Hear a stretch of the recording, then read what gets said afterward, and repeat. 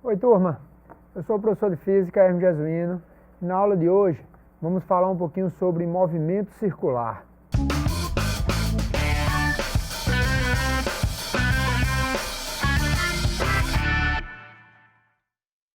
Turma, continuando ainda o estudo dos movimentos, agora estamos vendo movimento circular, que vimos em aulas anteriores, os movimentos na horizontal, tá?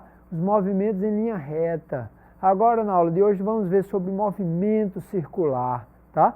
Nós temos vários exemplos no nosso cotidiano sobre movimento circular. Andar de bicicleta, movimento circular. A batedeira, quando a gente está fazendo um bolo, tem movimento circular, tá?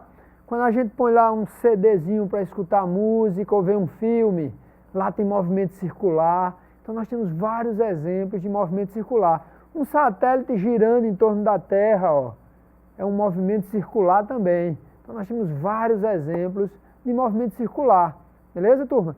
E é muito cobrado no Enem sobre isso, movimento circular. Beleza, turma? Então, vamos dar uma olhadinha sobre esse movimento circular. Dá uma olhada. Então, galera, ó, quando a gente fala sobre movimento circular, a trajetória do movimento é um círculo, não é isso? Então, eu tenho que estar muito atento sobre isso. O movimento circular apresenta duas velocidades. A velocidade linear, ou velocidade escalar, que nós chamamos de v, e a velocidade angular, tá? Que nós chamamos aqui uma letrinha grega ômega. Tá ok, turma? Então, todo movimento circular apresenta uma força que aponta para o centro, tá? Essa força é chamada de força centrípeta. Por que apresenta essa força, professor? Porque nós temos uma aceleração, chamada de aceleração centrípeta. Então, turma, olha só, que fique bem claro. No movimento circular, nós temos duas velocidades. Se tem duas velocidades, tem que ter duas acelerações. Ok? Então, no movimento circular, nós temos a velocidade linear, ou também chamada de velocidade tangencial, que é a velocidade que tangencia a trajetória, beleza? E temos uma velocidade angular, tá? Que é uma letrinha grega que é chamada de ômega. Ok, turma? Então vai ter duas também acelerações. A aceleração tangencial e a aceleração centrípeta, tá? A aceleração tangencial que aponta para a tangente e a centrípeta que sempre aponta para o centro. Vamos dar uma olhadinha? E explicar o que é que significa, qual a função de cada uma dessas acelerações. Então, turma, como nós comentamos, o movimento circular também vai ter duas grandezas importantes, que é chamado de período e frequência. Período é o tempo necessário para ocorrer uma volta, ok? Período, tempo necessário para dar uma volta, e frequência é o número de voltas por unidade de tempo. Ok, turma?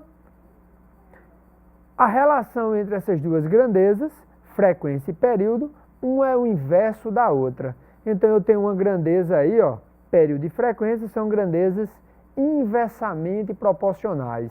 Quando uma cresce, a outra diminui. Quando o período é muito longo, quer dizer que o objeto dá poucas voltas por unidade de tempo. Quando o período é pequenininho, então ele dá muitas voltas por unidade de tempo. E qual a relação de período e frequência? Qual a unidade? Tem duas unidades importantes. Hertz, que é rotações por segundo, e RPM, rotações por minuto. Para transformar uma na outra, multiplica por 60 e divide por 60. Turma, a gente pode ver isso, essas unidades, quando a gente pega um carro, está dirigindo um carro, lá tem a rotação do motor, tá? Lá está falando que é em RPM, quer dizer que o pistão sobe e desce 7.000 vezes por segundo, tá ok? Então, nós temos vários exemplos no nosso cotidiano sobre isso, beleza, turma? Então, continuando, olha só. Olha o movimentozinho, ó, do movimento circular, a bolinha girando. Vocês observam claramente que a setinha vermelha é a nossa velocidade linear, velocidade tangencial. Ela muda seu sentido. Tá vendo? Ela mudando o sentido. tá? Mudando o sentido e mudando a direção. Quem é responsável em fazer isso? Hein, galera? Quem é responsável em fazer isso? Responsável em fazer essa mudança da direção da velocidade é a nossa aceleração centrípeta. Tá ok, turma? E essas velocidades, elas podem ser calculadas de duas formas. Lembrando que nós temos duas velocidades. A velocidade linear e a velocidade angular. Tá, turma? A velocidade linear, ela vai mudar a direção e o sentido. E quem é responsável em mudar a direção e o sentido da velocidade linear? A aceleração centrípeta. É a aceleração que aponta para o centro. Beleza? Então vamos dar uma olhadinha nas velocidades, que nós temos duas. A velocidade linear, que é a setinha vermelha lá, que estava mudando de sentido, ela é calculada como sendo 2π vezes o raio, né, dividido pelo período. Esse raio aqui é o raio da trajetória circular. Tá? E a velocidade angular é 2π dividido pelo período. Então nós podemos encontrar uma relação entre essas duas velocidades. Tá? Pelo Sistema Internacional de Medidas, essa relação, a velocidade linear, que é o v, é igual à velocidade angular vezes o raio. Ok, galera? Então, ó, nós temos aí um carrinho fazendo uma curva, fazendo uma trajetória circular, tá, turma? Esse carrinho está fazendo uma trajetória circular, ela vai ter a setinha verde, a setinha aqui azul, olha só a setinha azul, é a nossa velocidade linear, e ela apresenta duas acelerações, a aceleração tangencial, que a gente chama de AT, e a aceleração centrípeta, que é a aceleração que aponta para o centro, tá? Aponta para o centro da trajetória. Então, todo movimento vai ter duas velocidades e duas acelerações, tá? Então, ó, nós temos aí a aceleração tangencial. A aceleração tangencial, ela tem a função de fazer o quê? Hein, turma? Ela tem a função de variar, né, de mudar o módulo da velocidade escalar, o módulo da velocidade linear, que é o Vzinho. Tá ok, turma? Então, ó, no movimento circular uniforme, a velocidade ela é constante, portanto, a aceleração tangencial é zero. Isso é informação muito importante, turma. Quando nós temos um movimento circular uniforme, a velocidade desse movimento é constante. O valor da velocidade não vai mudar, tá ok? Então isso quer dizer o quê? Que a aceleração tangencial vai ser sempre zero. Então, fique ligado nisso, hein? Nós vamos fazer um probleminha que fala sobre isso. Então, ó, seguindo, qual a outra aceleração que nós temos? Nós temos a aceleração centrípeta, tá? A aceleração centrípeta é a aceleração que está apontando para o centro. Ok, turma? Então, nós temos aí, ó, a aceleração centrípeta, ela é responsável, né, em mudar a direção e o sentido da velocidade. E essa aceleração centrípeta, ela pode ser calculada de duas formas. A aceleração centrípeta vai ser a velocidade ao quadrado dividido pelo raio. Ou então, a aceleração centrípeta vai ser a velocidade angular ao quadrado multiplicado pelo raio. Beleza, turma? E a principal observação, ó, ela tem a função de mudar a direção e o sentido do vetor velocidade. Turma, fica ligado. Todo movimento circular apresenta aceleração centrípeta. Então, no movimento circular, a aceleração centrípeta nunca vai ser zero, ok? A aceleração tangencial pode ser zero. Quando? Quando a velocidade, o Vzinho, é constante. Não muda com o passar do tempo. Beleza? Vamos falar um pouquinho sobre isso? Vamos ver um probleminha que caiu no Enem, nas nossas provas do Enem, sobre isso. Então, esse probleminha traz uma charge, né, uma tirinha aí, da turma da Mônica. Ele diz, um professor utiliza uma história em quadrinhos para discutir com os estudantes o movimento de satélites. Movimento de satélites, né, turma? É o movimento que gira em torno da Terra, como a gente observa aqui, ó, nessa figurinha, ó, o movimento do satélite girando em torno da Terra. Então, nós temos aí um movimento circular, né? Um movimento circular. Ele fala, nesse sentido, pede a eles que analise o movimento do coelhinho, considerando o módulo da velocidade constante. Olha a informação importante que ele deu no problema, turma. Módulo da velocidade constante. Tá ok? Desprezando a existência de forças dissipativas, o vetor da aceleração tangencial, então ele está pedindo a aceleração tangencial do coelhinho, no terceiro quadrinho seria quanto? Hein, galera? Vamos dar uma olhadinha? Olha só, eu fiz uma figurinha aqui no nosso quadro para falar sobre isso.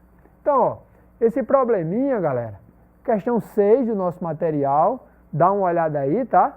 Nosso material, questão 6, ele traz uma informação muito importante. Primeiro, o coelhinho vai dar uma volta em torno da Terra.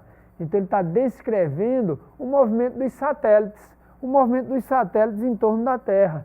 E ele diz uma informação muito importante, a velocidade do coelhinho, o V, a velocidade linear, velocidade com módulo constante. Então isso quer dizer que essa velocidade não muda com o passar do tempo. Então isso quer dizer que nós temos o quê? Movimento circular uniforme, um MCU. Todo movimento circular uniforme, a aceleração tangencial vai ser zero, galera. A aceleração tangencial é nula. Quando a velocidade é constante, a aceleração tangencial é zero. E a aceleração centrípeta? A aceleração centrípeta, que é a aceleração que aponta para o centro, ela é diferente de zero. Todo movimento circular, a aceleração que aponta para o centro é diferente de zero, que é a aceleração centrípeta. Vamos dar uma olhadinha nas alternativas? Vamos lá? Então ele fala, ó, letra A, o módulo dessa aceleração tangencial vai ser nulo. É a alternativa correta. Por quê, turma? Porque nós temos a velocidade constante. Então, nesse probleminha, a alternativa correta é a letra A. Beleza, turma? Então, ó, a gente tem que ter muito cuidado com isso. Sabendo a teoria, a gente não precisa nem fazer cálculo, tá? Ele fala lá no probleminha que a velocidade é constante. Então, a aceleração tangencial vai ser sempre zero. Beleza, turma? Vamos continuar falando sobre movimento circular. No movimento circular, nós temos a transmissão de movimento circular. Isso é muito importante, galera, muito importante. Exemplo de transmissão de movimento circular. Nós temos um exemplozinho de transmissão de movimento circular. A bicicleta, quando a gente pedala, tá? Quando a gente está pedalando, eu tenho transmissão de movimento circular. Eu estou lá, ó, pedalando, transmitindo o movimento circular para a roda de trás, utilizando uma corrente.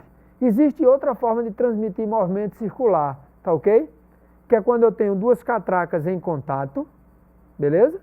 Que é o caso do relógio analógico. Então as catracazinhas de relógio estão lá girando, transmitindo o movimento circular, tá ok? Vamos dar uma olhadinha? Então ele fala, transmissão de movimento circular uniforme. A transmissão de movimento circular uniforme pode se dar de duas formas. Olha o exemplozinho aí, ó. Uma engrenagem em contato com outra engrenagem. E o exemplo da bicicleta, né? Ligado por uma corrente aí, ó. Qual é a informação importante nesse exemplo? Que a velocidade nas duas engrenagens serão as mesmas. Ok, turma? Então, ó, nós temos aí as equaçõezinhas que falam sobre isso. A velocidade angular vezes o raio igual a velocidade angular da outra engrenagem vezes o raio. Ou então, frequência vezes o raio igual a frequência da outra engrenagem vezes o raio. Eu posso também transmitir movimento circular de outra forma, quando eu tenho o mesmo eixo, tá ok, turma? Eu tenho dois discos, como a gente observa na figura aí, conectadas ao mesmo eixo. Então, quando eu girar esse eixo, os dois discos vão girar com a mesma velocidade angular. Ok, turma? Diferente do exemplo anterior, da outra figurinha, que quando a gente girava, a velocidade, o Vzinho, que era igual nas duas engrenagens. Quando estão conectadas ao mesmo eixo, estão girando com a mesma velocidade angular.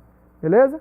Então, ó, turma, a gente observa como a velocidade angular são iguais, então nós temos uma nova relação. A velocidade linear dividido pelo raio é igual à velocidade linear da outra engrenagem dividido pelo raio. Então a gente observa que eu tenho duas grandezas aí, turma, que são diretamente proporcionais. Quem tiver maior raio vai apresentar maior velocidade linear. Vamos ver um exemplozinho prático sobre isso, turma? Vamos lá? Olha uma questãozinha que caiu aí do nosso Enem, que fala sobre a bicicleta. É um problema simples, tá? Quem tiver um pouco de conhecimento sobre bicicleta, né, vai responder sem nenhum problema. Ele diz, as bicicletas possuem uma corrente que liga uma coroa dentada, né, dianteira, movimentada pelos pedais, a uma coroa localizada no eixo da roda traseira, como mostra a figura. O número de voltas dadas pela roda traseira a cada pedalada depende do tamanho relativo dessas coroas. Em cada posição, abaixo, a roda traseira dá maior número de voltas por pedalada. Turma, preste atenção. Ele quer que você diga qual figurinha vai representar, quando eu der uma pedalada, o maior número de voltas a roda traseira, a roda de trás da bicicleta, vai gerar. Então, turma, o que é que acontece? Quanto menor for o raio, maior número de voltas. Beleza? Então, vamos ver na figurinha qual seria o correto? Então, a gente observa aí, ó, a figurinha A é a figura que apresenta o menor raio, tá? E a coroa maior. Então, todo mundo sabe, turma, quando a gente quer andar rápido na bicicleta, eu tenho que colocar na coroa maior e na catraca menor. Então, a alternativa correta seria a alternativa letra A. Ok, turma? Então, outro probleminha muito legal também envolve bicicleta. Ele diz, quando se dá uma pedalada na bicicleta abaixo, isto é, quando a coroa acionada pelos pedais dá uma volta completa, qual a distância aproximada percorrida pela bicicleta? Sabendo que o comprimento de um círculo, comprimento de uma volta completa, é 2πr. Adote π igual a 3. Vamos dar uma olhadinha aqui no quadro, turma? Então, olha só, eu desenhei aqui no quadro a nossa bicicleta. Eu tenho a coroa, a catraca e o pneu. Eixos diferentes, mesmo eixo, ok? Então, eixos diferentes, olha a equaçãozinha que eu uso. Ele diz no problema, galera, quando eu der uma volta completa aqui, quando eu der uma pedalada, então a frequência 1 vai ser de uma volta, ok? Então eu preciso saber quantas voltas a catraca dá. Se a catraca der 3 voltas, o pneu também vai dar 3 voltas. Por quê, turma? Porque estão no mesmo eixo. Então vamos calcular rapidinho, vamos lá. R1 vale quanto? A gente pode observar na figura que o diâmetro é 30, então R1 vale 15. Então nós temos 15 vezes 1 igual R2. R2, ele diz na figurinha que o diâmetro é 10, então o raio é metade, vale 5. Vou descobrir quanto vale F2. Então, ó, o 5 está multiplicando, passa dividindo. F2 vai ser igual a 15 dividido por 5, igual a 3 voltas, galera. Então, ó, o pneu traseiro da bicicleta vai dar 3 voltas. Qual a distância que ele percorre nessas 3 voltas? Então, vai ser simples. Vai ser o número de voltas vezes 2π vezes o raio do pneu. Tá ok, turma? Então, a distância percorrida vai ser 3, que é o número de voltas, que a gente calculou aqui, vezes 2, vezes o π. O π vai ser 3, vezes o raio 3, que é o raio do pneu grande, 40 centímetros. Vamos multiplicar tudo isso? 3 vezes 2, 6, 6 vezes 3, 18, 18 vezes 40, 720 centímetros. Quantos metros eu vou andar, turma? 7,2 ou 7,20 metros. Beleza? Qual seria a alternativa? Vamos dar uma olhadinha? A alternativa seria aí, ó, letra C. Ok, galera? Beleza? Então, ó, na aula de hoje, nós falamos sobre movimento circular, tá? Todo movimento circular apresenta duas velocidades, duas acelerações. Velocidade, o Vzinho linear, que é tangente à trajetória, e a velocidade angular. E temos também duas acelerações, a aceleração tangencial e a centrípeta. Essa pode ser zero. Quando é que essa é zero? A aceleração tangencial, quando a velocidade é constante. E a aceleração centrípeta nunca vai ser zero. Beleza, turma? Dá uma olhadinha aí no material, vamos fazer bastante exercício. Valeu, até a próxima aula, galera.